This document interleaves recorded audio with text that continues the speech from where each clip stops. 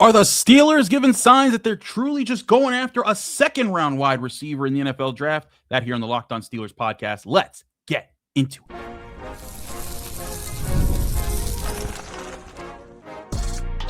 You are Locked On Steelers, your daily Pittsburgh Steelers podcast, part of the Locked On Podcast Network, your team every day.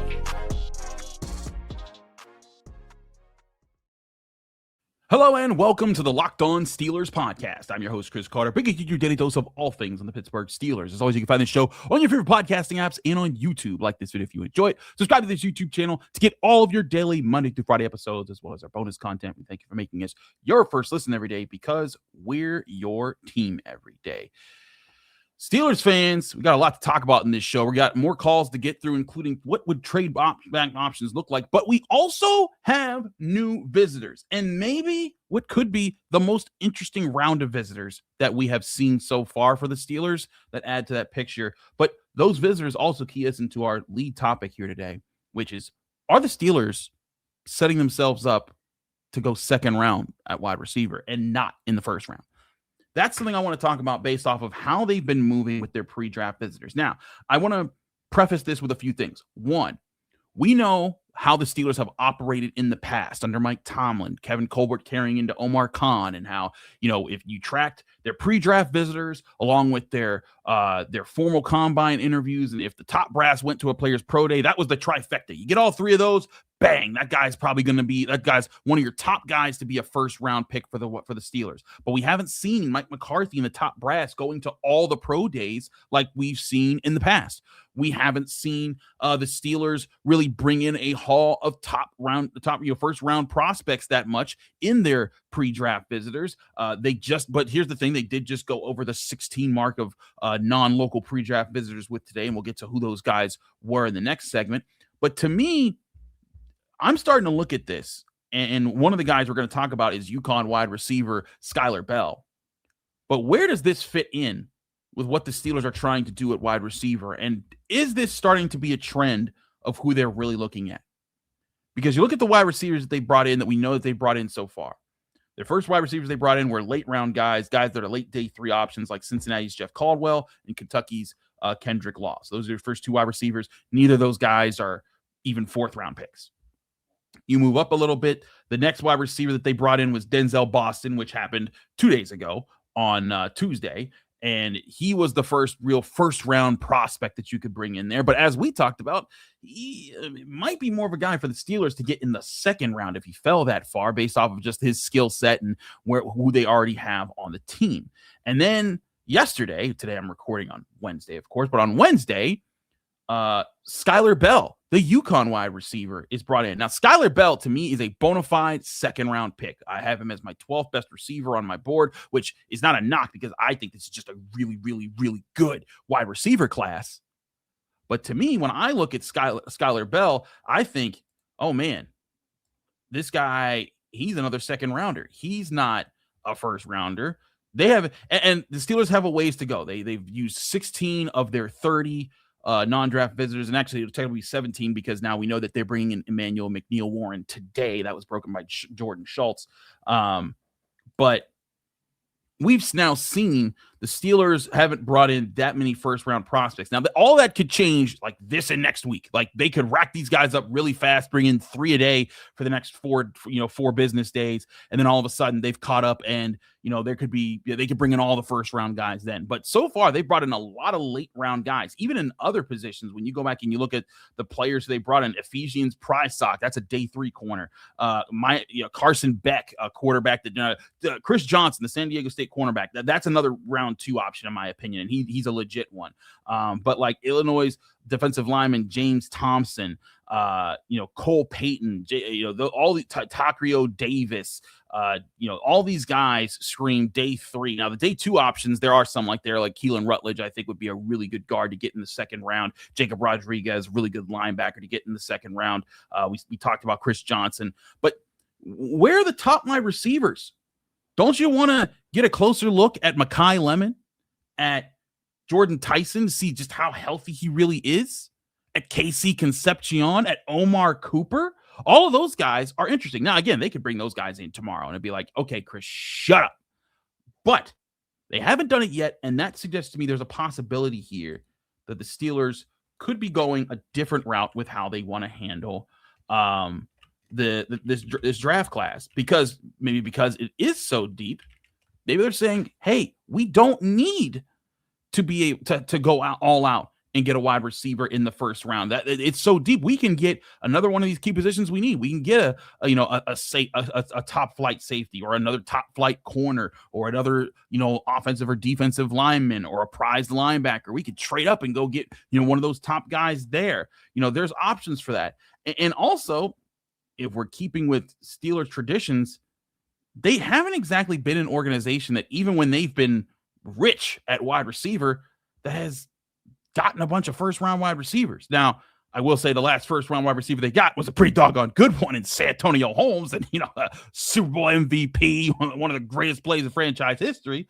Maybe that's a signal they should be going after some more first-round wide receivers. But you understood in the 2010s why they didn't need to. They had Antonio Brown, Emmanuel Sanders, Mike Wallace. All those guys were 3rd and 6th round picks, and then Juju Smith-Schuster was a 2nd round pick. So they didn't need to spend the first round pick on the position. But now it seems like it would make sense. But now, with the way that they've been moving, and again, it could change up tomorrow. They could bring in more guys. And if Mekhi Lemon and Carnell Tate and Jordan Tyson and Omar Cooper and Casey Concepcion are brought in, then all that's put to bed. They are in the market for a first-round guy. But that they're not bringing in these guys suggests maybe they want to look at these other positions. Maybe they see, hey, hold on a second.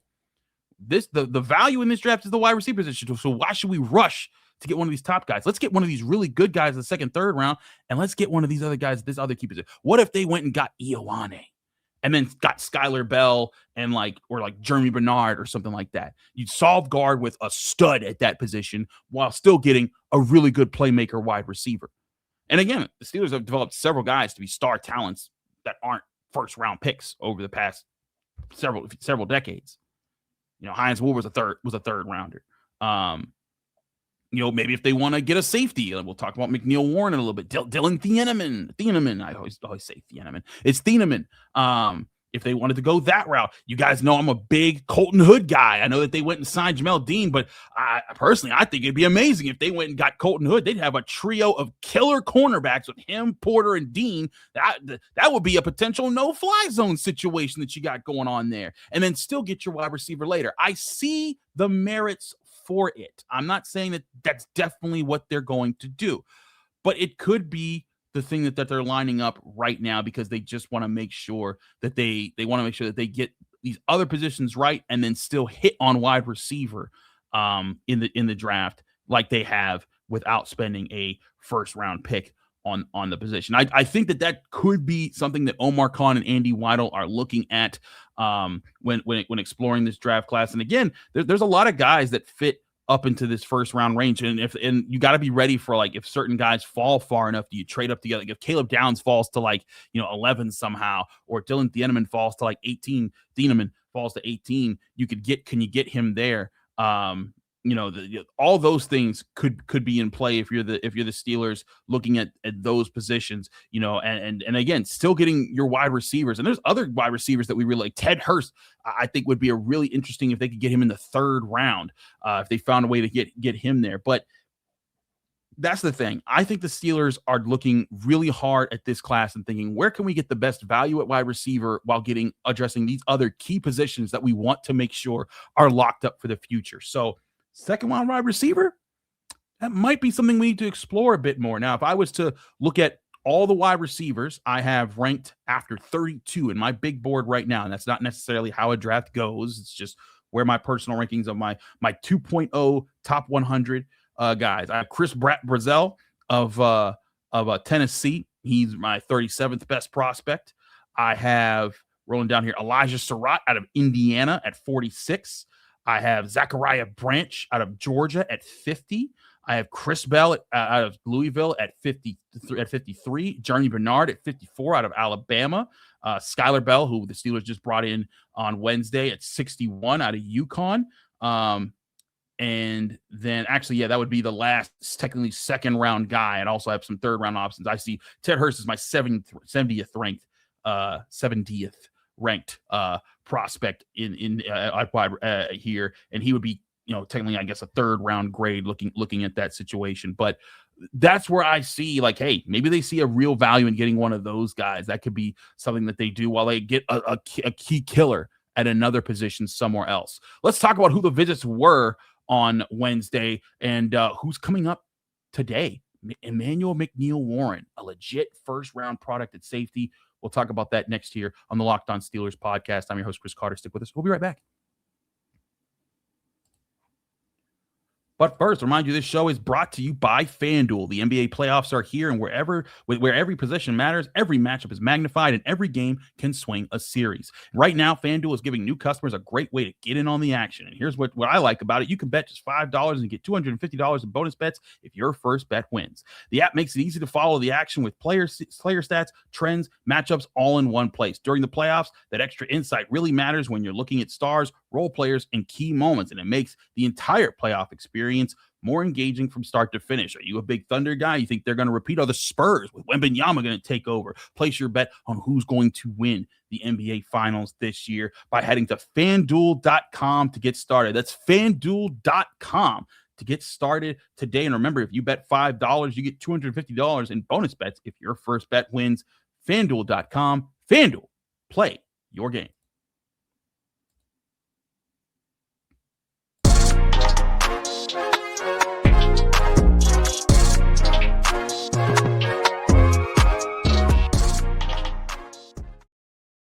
We're back here on the Locked On Steelers podcast. I'm your host, Chris Carter. We continue our episode here, breaking down the Pittsburgh Steelers.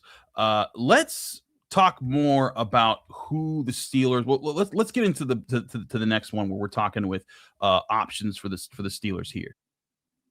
So let's talk about Emmanuel McNeil-Warren, who's coming in, because that's the big name. That's arguably the biggest name that they brought in. Emmanuel McNeil-Warren, a lot of people see as maybe even the second best safety in this draft class. Personally, I have it Caleb Downs, Dylan Thieneman, then Emmanuel McNeil-Warren. But this guy is huge. He's 6'3", 6'4", big time playmaker.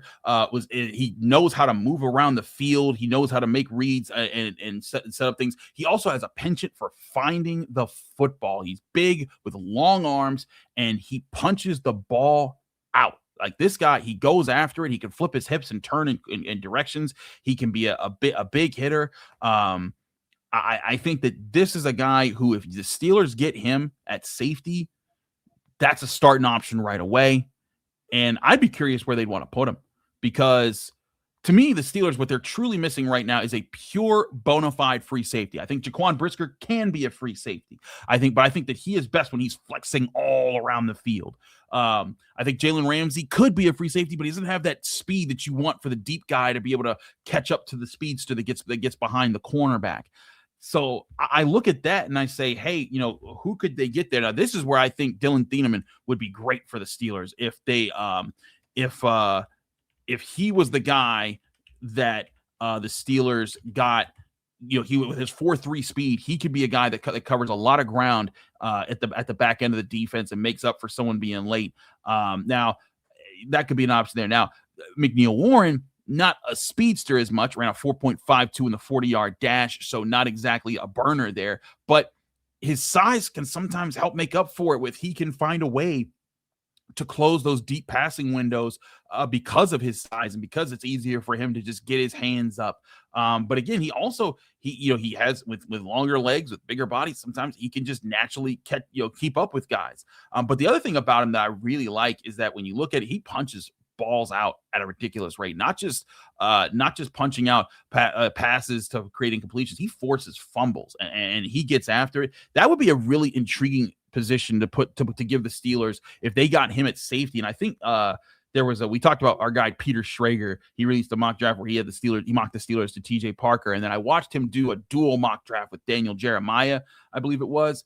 And when he did that, in that one, he chose Emmanuel McNeil-Warren to the Steelers. That one, to me, would be a really good fit for what the Steelers are trying to do and would give them maybe an ace defender at the guy. He can play downhill. He could come and, help against the run, which we know the Steelers are really, really big at. And here's the thing. If they want to play him close to the line of scrimmage with his size, he's a guy that he can help in that coverage over the middle because, say he's playing that underneath robber sort of zone and they want to throw a ball that's just like where a guy ran a post and just got behind him. Now you got to throw that ball a little bit higher because you got to arc it over him and get it there. So McNeil-Warren, to me, Denzel Boston was the first official. I got his name right, not Denzel Washington.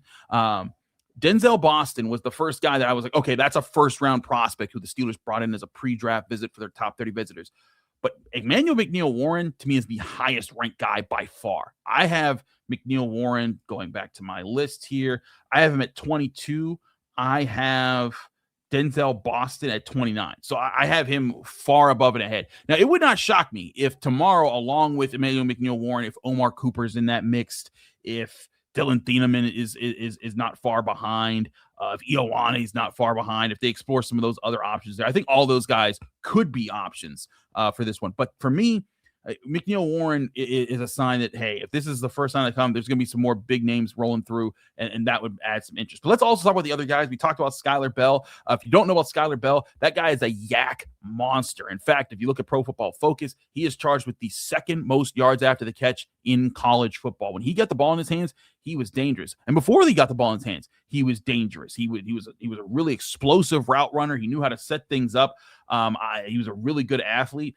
I really like the idea of a Skyler Bell in the second round. I think that would be an option there. So I think that he'd be someone that you could bring to the table and say, hey, he does, with his yards after the catch ability, with the things he brings to the table, maybe he can be a little bit different than DK Metcalf and Michael Pittman and be another explosive player that helps there. So that's an option there as well to consider. But there were also two other guys that they brought in who definitely day three guys, but day three guys that made me say, what's going on there? Because one of the guys was Jakobe Thomas. Now, you guys know I'm a big Keontae Scott guy. So when I heard Miami DB, I'm thinking, oh, great, Keontae Scott, finally. They can get that one out the way. Keontae Scott, that's a dog. You want him on your team. But no, they brought in Jakobe Thomas, 6'1" safety who played all 5 years of college football, Middle Tennessee for 3 years, Tennessee, and then Miami. And then here's the thing, he had ball production. I think he had 5 interceptions and 6 pass breakups this past year. And when I did a precursory look, because I'm not going to pretend like I watched this guy for years. I don't know him in depth the way I've broken down other guys because he's not even in my top 100. But Jakobe Thomas, the things that I saw when I looked him up, he looks like he's a guy that can play in disguise where he's at in coverage and know how to bait quarterbacks and make good plays in the football, which that would be a good thing to have in your secondary. And in 6'1", decent size, maybe he helps on special teams. Okay. That makes a little bit of sense. And special teams, I think, was also the idea with the other guy they brought in. That's Jack Kelly, the BYU linebacker, 6'2", run stuffer. And actually, no, not as much of a run stuffer, a pass rusher, actually. When you look at his pass, I think he combined for 13 sacks and like 57 pressures or something like that over his 2 years at BYU.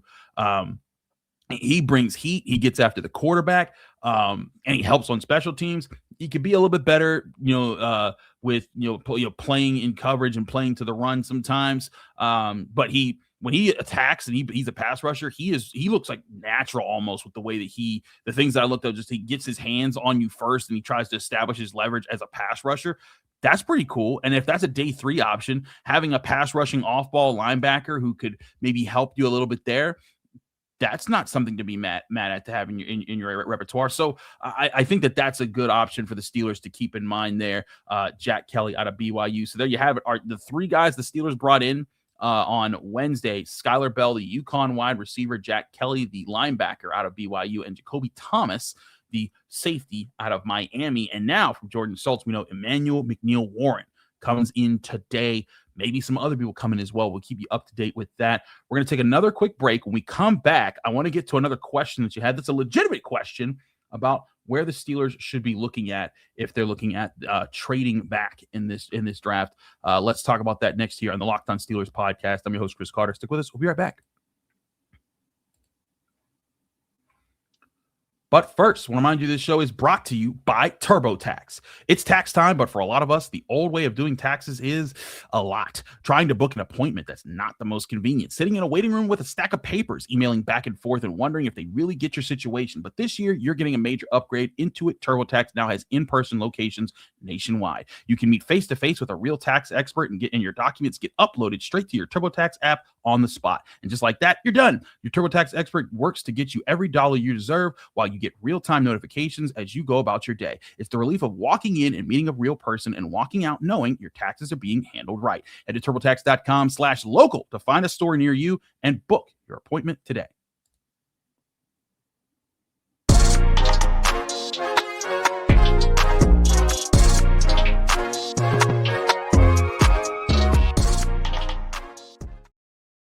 We're back here on the Locked On Steelers podcast. I'm your host, Chris Carter. We continue our episode here today. We head to the call-in line to answer one of your questions on today's shows. As always, if you ever want to call in and get your question on the Locked On Steelers podcast, it's simple. Just call 412-223-6644. That's 412-223-6644. Leave your name, where you're from, keep your question under a minute. We try to get your question on the show to get it answered. This one comes from Dave in Silver Spring, Maryland. Dave, what you got? Hey, this is Dave from Silver Spring, Maryland. Wanted to ask about trading back in the first round.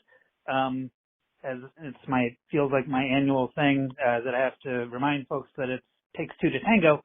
There's going to have to be a team behind the Steelers that wants to trade for that specific pick, meaning that they want to trade ahead of pick number 22, which is held by the Chargers. Unfortunately, it looks like the Chargers have a lot of the same draft needs that the Steelers do at offensive line, secondary, wide receiver. The thing that they need that we don't is edge rusher. So do you see any teams that might be wanting to trade up to the Steelers, specifically because they want an edge rusher before the Chargers get them? And just your thoughts on trading back in the first overall. Thanks. Thank you for your question, Dave. Appreciate you calling in. Again, 412-223-6644. Leave your name, where you're from. Keep your question under a minute. Now, I want to say this first. David brings up a great point. We can talk about trades, all over the place to explore possibilities. There's never a guarantee that there's a trade partner that fits you in a draft class or in a draft year. You can say you want to trade up. There might be people that don't want to trade down. And you might just be stuck in a situation where, like, do you want to give up the farm or do you want to just kind of look for the next best opportunity? And same thing with trading back. Sometimes, there's not a team that's willing to cough up something worthy of passing up on the prospect that's right in front of you to say, hey, we're willing to trade back. Who wants this? Who's going to give up something to move up? That's something to consider here. So to answer your question, I went back and I looked at all the teams that are lined up in the first round behind the Pittsburgh Steelers. As you said, the Chargers at 22. They, of course, wouldn't trade up with the Steelers unless they were. I mean, here's the one thing: the Chargers, if they really want some guy, they could, flip the Steelers like a fourth round pick and say, hey, we know that you really want this receiver or this safety, so we're gonna do this, whatever. But I'll take the Chargers out the mix. Teams that you look at here: the Eagles at 23, the Browns at 24, the Bears at 25, the Bills at 26, the Niners at 27, the Texans at 28, the Chiefs at 29, the Dolphins at 30, the Patriots at 31, and the Seahawks at 32. So those are the options that you have there. Now, if you're the Eagles probably don't have to give up a whole lot to move up 2 spots in the first round, especially that stage of the first round. But the Eagles do have an assortment of good day 2 picks along with the Steelers. The Eagles have 4 picks in the top 100, 23, 54, 68, and 98. Maybe if the Steelers say, hey, you know what, we'll swap 2 spots here if you turn our 85th pick into the 68th pick. So our mid third round pick into an early third round pick if you want to move up 2 spots this bad. Now, that might not go over because that's just 2 spots. So let's move back. Now, I will give you guys a bit of a sneak preview behind the scenes here because we have been doing our Locked On mock draft behind the scenes where all of us as hosts, we go through the draft and we get our options, and it's our actual hosts of each Locked On Steelers, Locked On Ravens, Locked On Browns, Locked On whatever, all those teams, all of the hosts of those shows, we consider the options for who they want to, who would we think the Steelers would go with in this situation. And I'll tell you right now, the Steelers, when it came to 21, 4 wide receivers were off the board. And so I said, I'm trading back, and I got a trade back partner in the Bears to move back to 25. And what I did was I flipped the Steelers 86th or 85th pick, overall to get to the 60th pick. So I flipped a mid third rounder into a late second rounder, getting the Steelers 2 second round picks, keeping your keeping 2 third round picks while moving back 4 spots in the first round of the draft, which I thought was good value. Who did I get? We'll let you see that when we reveal the full mock draft, because that's a presentation that Locked On wants to do. So, for example, to answer your question, Dave, the Bears were a team that were kind of interested. The Bears also have 4 picks in the top 100, and they could say, hey, you know what? We really need to get this pick right here because we're in a win now situation. We saw how close we were last year. We want to go get them. So the Bears would be a team here. Now, looking past the Bears and the Bills, I don't know if the Bills will be in the trade-up situation, unless the Bills, they also need to be the epitome of going all in. So maybe the Bills say, you know what? No, that receiver, we want him. We'll give you up we'll straight up just give you the 91st overall pick. But the problem that I see there for the Bills is the Bills only have 2 picks in the top 100, and they're literally the 26th pick and the 91st pick. So there's a big gap between those picks. I think the Bills might want to try to recoup some value, and so they might be looking. They themselves might be looking to trade back a little bit to try to pick things up there. Niners in a similar boat. They have the 27th and 58th picks in the draft, so a first and a second. Their next pick after that is the 127th pick. So big gap there. I have a hard time believing they're going to cough up something the Steelers actually want there, which is maybe getting that second round pick, unless they say, hey, you know what? You'll move up 6 spots to 21. We'll move back to 27. You'll give us that second round pick. We'll give you one of our third round picks, maybe something like that. Now, the Texans could be a big player here, Dave. The Texans have 28, 38, 59, and 69, 4 top 100 picks, and they're another team that could be trying to make a big push to get in.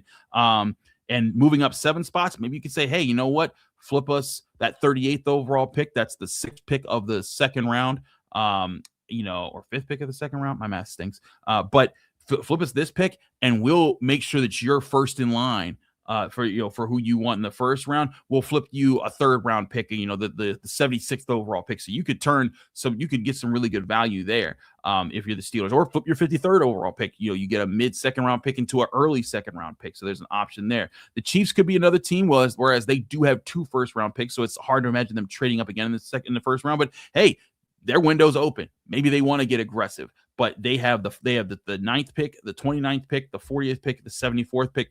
Maybe they say, hey, Chiefs, you want to move up now 8 spots? All right, cool. We'll flip you the 76th pick, and we'll take the 40th pick, and maybe we'll throw in like a 4th rounder just for some change. That's another option there. Miami, they're a team with a whole bunch of picks. They went on their fire sale, so maybe Miami won't need to trade up unless they feel like they're being aggressive, and maybe that's the team that you really want to look at. They're at 30th overall, so they'd be moving up 9 spots. Miami has 11, 30, 43, 75, 87, 90, and 94. So 7 top 100 picks right there.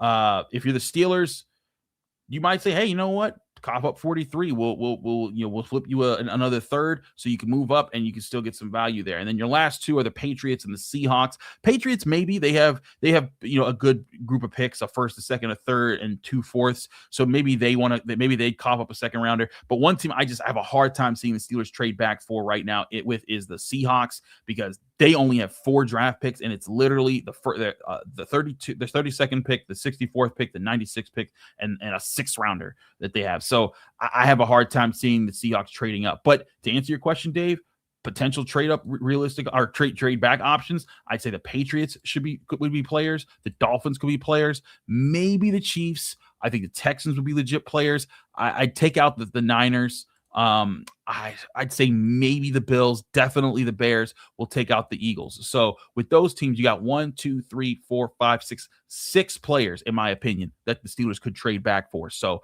just some options there if you're looking at what it would be. But thank you for tuning into the Locked On Steelers podcast. I'm your host, Chris Carter. Follow me on Twitter, Instagram, TikTok, Blue Sky, wherever you get social media. My handle is always at Carter Critiques. Read my work in the Pittsburgh Post-Gazette by going to post-gazette.com. Find me here on the Locked On Steelers podcast every day, Monday through Friday. Break it down your Pittsburgh Steelers. Back here tomorrow with Jenna Harner on the Friday episode right here on the Locked On Steelers podcast.